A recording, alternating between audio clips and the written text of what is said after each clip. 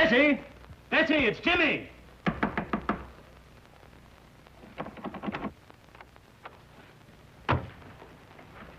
Mr. Durham, something's happened to Betty. Force the door open.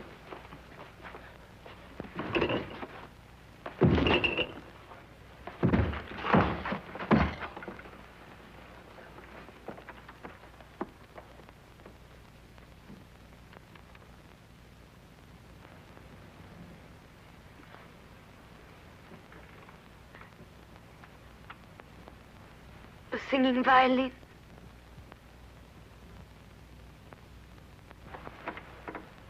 Betty, darling.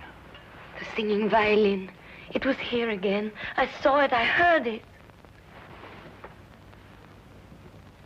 The singing violin.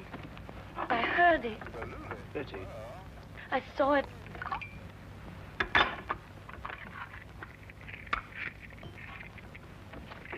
Give her one of these. It's the sedative Dr. Marino left for her.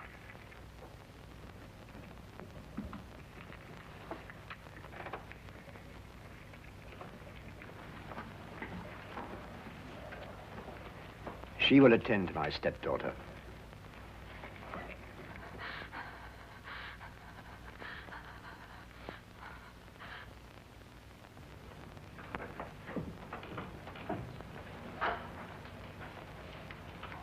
Perhaps you wondered, Ronald, why I invited you to my home as my weekend guest. I thought our coming marriage, Betty's and mine, had something to do with it, sir. No. I wanted you to see for yourself why that marriage can never take place. I don't understand, sir. Are you blind, Ronald? After what you've just witnessed, don't you realize that my stepdaughter is losing her mind? She never told me. Naturally. Dancing skeletons, headless men, and tonight, a singing violin. Surely, sir, it must be merely her imagination. Nightmares. But she insists the things that she sees are real. Positive proof of incipient dementia precox. I regret to have to tell you this, my boy. My doctor informs me that in a matter of weeks, if not days, Betty must be certified as hopelessly mad.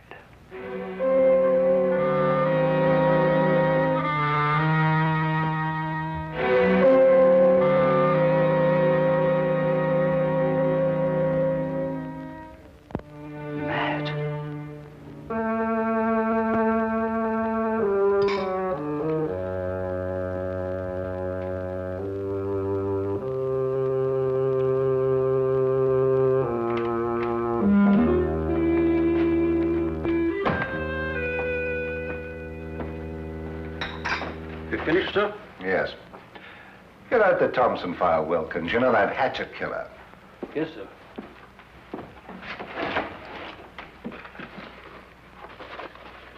Mr. Holmes did a neat bit of work on that case, don't you think, sir? Might I remind you, Wilkins, that Scotland Yard also worked on that case? Yes, sir. What shall I do with the file, sir?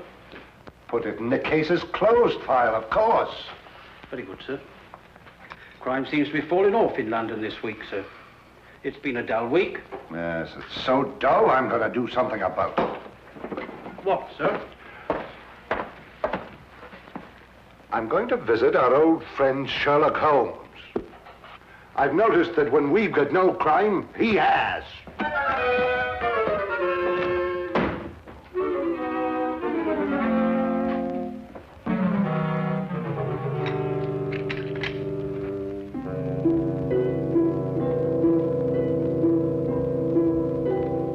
A beautiful girl having hallucinations, a worried housekeeper, an austere stepfather, a heartbroken boy, a gloomy old house in a quiet section of London. That was one of the most bizarre and terrifying cases ever to challenge the talents of my extraordinary friend, Sherlock Holmes. We were plunged into it one drowsy day in mid-September when murder, sudden and brutal, came calling. What is it? Sounds like a shot from the street.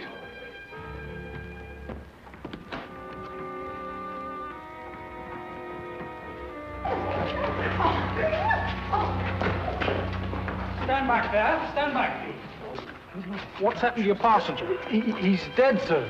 Dead? True enough. He's been shot. What's going on here? This man in the carriage, Inspector. Shot he was, sir. All right, let's stand back here, please. Stand back, please. Stand back. Let's move along here, please. Please. Stand back, please. Move along here, please. Please stand back. Move along here, please. Move along. Officer, Yes, sir. you take charge here. Yes, sir. All right, driver.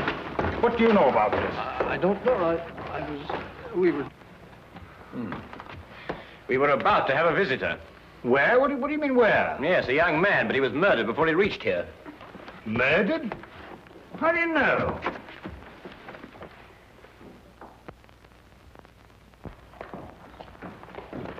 Let's move along, please. Move along. It's all over. Move along, please.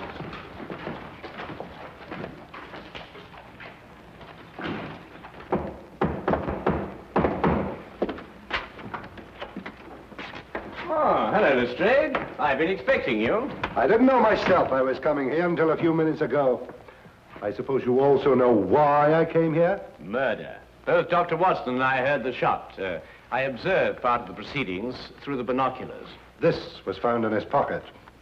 Sherlock Holmes, 221B Baker Street. He was obviously employed by a tea and spice merchant. The aroma is unmistakable, eh, Watson? Oh, unmistakable. The boy's wallet gave us some further information. His name was James Winant. He lived at number 5 Crestwood Place. He was employed by Stackhurst and Durham, tea and spice merchants. Stackhurst. Stackhurst. Does the name mean something to you, Holmes? Well, it should. Stackhurst and Durham appears in almost every tin of tea sold in England. What was young Winant's business with you, Holmes? Winant. Durham. Ah. I've never heard of Winant before. Were you able to ascertain anything from the cabby? No, one of the passers-by heard him say, "The singing violin." The singing violin? No, that can't mean anything, I'm sure. Can't mean anything, Lestrade. Well, now, of course not. Get your hat, Watson. Well, where are we going, Holmes? To interview the murderer of Jimmy Winant, of course. You mean to say you know who killed him? Of course I do. Don't you?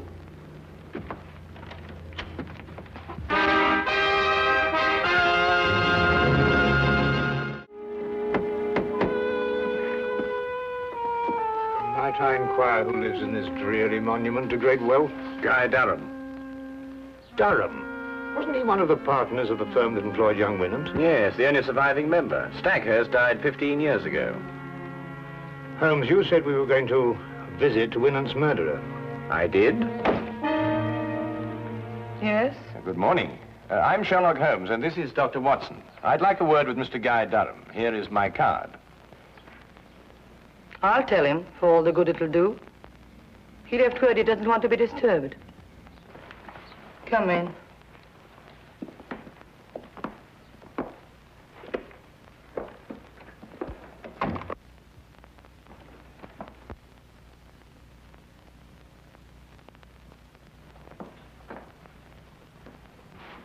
Oh, permit me, madam, to congratulate you on your new position. Thank you.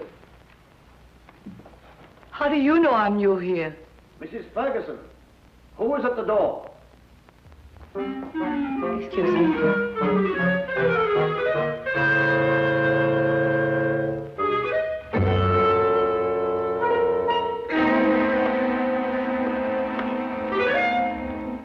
How did you know? Well, she was unfamiliar with the position of the curtain cord. She obviously hasn't been employed here very long. Oh, obviously. I'm sorry, sir, but Mr. Durand can't... Oh! What is the meaning of this? I'm sorry, sir. They pushed in before I could stop them. I must apologize for this intrusion, Mr. Durham, but it's imperative that I speak to you. Oh, very well. As long as you're here, what do you want? I take it you are Sherlock Holmes. At your service, sir. And this is my friend and colleague, Dr. Watson. Pleasure, sir. How do you do? Sit down. I regret to say that I am the bearer of bad tidings, Mr. Durham. Your prospective son-in-law was murdered not 2 hours ago. What? Winant murdered? But, Holmes... The engagement announcement of Miss Betty Durham and Mr. James Winant was published in the Times not 2 days ago. Mr. James Winant was on his way to see me when he was ambushed and shot. But what did he want to see you about? Don't you know Mr. Durham? No. Then perhaps Miss Betty, your stepdaughter, I believe. Yes, Betty is my stepdaughter. I adopted her when I married her mother. Well, perhaps she might be able to provide some information. I am sorry. I'm afraid I cannot allow you to see her. She has been in a highly overwrought frame of mind of late. Only this morning, under the advice of her doctor, I sent her away for a complete rest. Moreover, it is best under her present mental condition that she should remain in ignorance of Winant's death. Oh, that's most unfortunate. Probably the excitement of her forthcoming marriage brought on an emotional upset. Not only probably, Doctor, but true. And now, if you'll excuse me, I regret I cannot be of any more help to you. Oh, Mr. Durham, what is the name and address of your former housekeeper? Why do you ask? Well, housekeepers are rather hard to come by these days. If she hasn't already found a new position, I'd like to employ her. Oh, I prefer not to recommend my former housekeeper. I had to discharge her for theft. Good morning, gentlemen.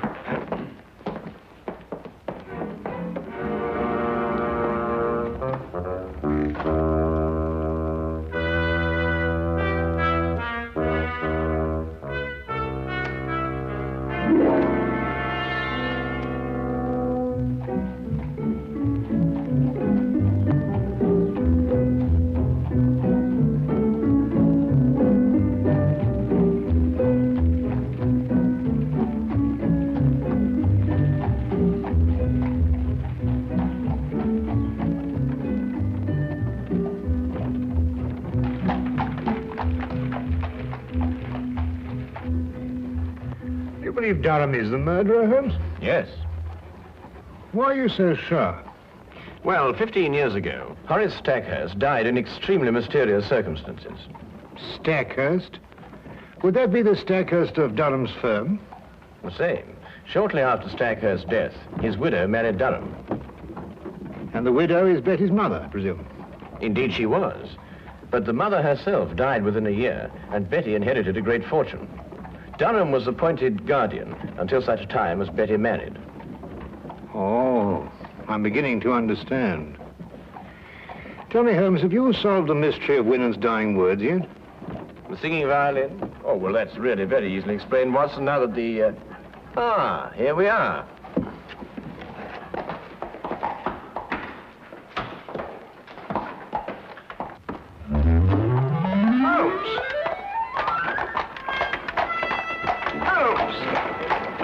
It was just like Holmes to leave me in the middle of an unfinished explanation, bursting with curiosity. But there was nothing I could do about it except wait for his return. I waited up for him until midnight, finally retired without seeing him. And when I awakened the next morning, he was already gone. I didn't see him again until shortly before 10 o'clock.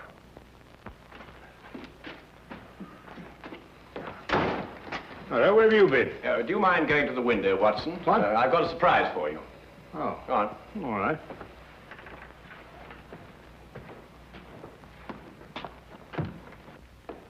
No, not yet, Watson. Now, turn around. Now, keep looking into the street. That's better. Now. Won't be a minute now. All right. Turn around.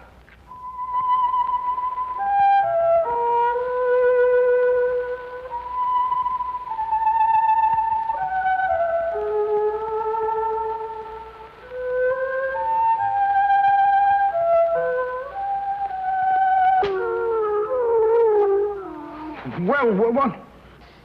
A singing violin. Well, that's fantastic. Yes, a fiend with a diabolical mind, our Mr. Durham.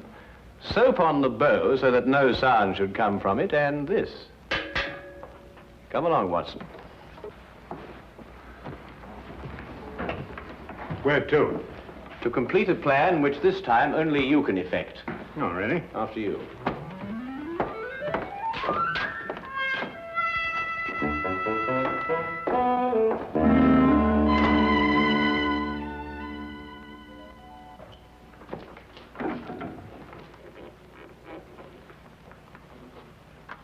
Ha-ha, John Murdoch! So I found you at last, eh? What? You've been making advances to my wife, and I am going to thrash you within an inch of your life! Wait a minute. You've got the wrong man. Don't you lie to me! I'm not John Murdoch, I tell you. Help! There's a lunatic loose. Oh, so it's a fight you want, is it? I've heard about men like you before. You don't smile your last smile, my voyaging vagabond.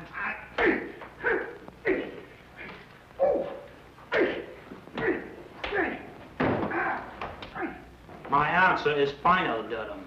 I didn't mind certifying your stepdaughter as insane, but I draw the line at murder. If you want her killed, do it yourself. Very well, Marino. I will. But you will have to sign the death certificate. That I'll do. An overdose of morphia would be the best way. I'll prepare a hypodermic for you. She's under sedation now, and shouldn't give you any trouble. What room is she in? Number 4. Dr. Marino, help! Something's happening out there. Let it wait. Give me the hypodermic.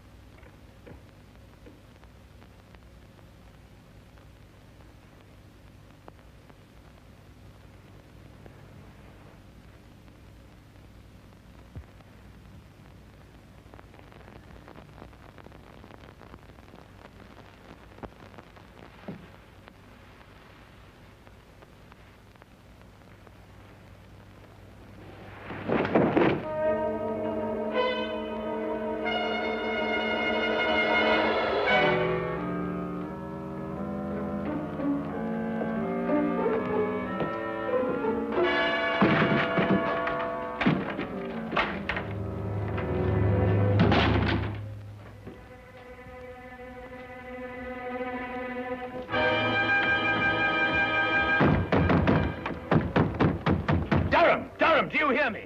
Don't dare touch that girl. Don't you dare touch her. Or by all I hold sacred, I'll kill you.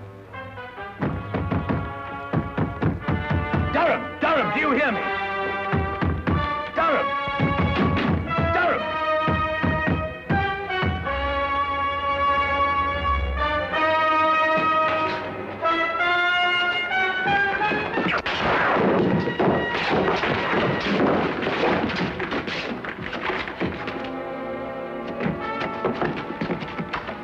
Are you all right, Holmes? The girl, is she all right, Watson? Just drugged. She'll be all right. Well, what kept you so long? Dr. Marino brought up reinforcements. When I came here and answered your summons, I found Dr. Watson fighting with 4 men. Must say he was holding his own. Now, will somebody please tell me what this is all about? Nothing would give me greater pleasure, Inspector. May I introduce Mr. Guy Durham, your murderer? What?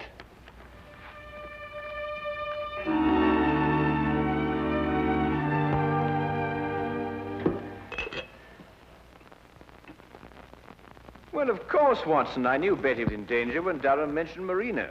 I met him before and knew he wasn't a doctor, but a charlatan. Tell me, Watson, how did Betty take the news of Jimmy's death? It came as a terrible shock to her, I'm afraid. Poor girl broke down completely. Well, she's young. She'll recover. And youth has a way of overcoming tragedy.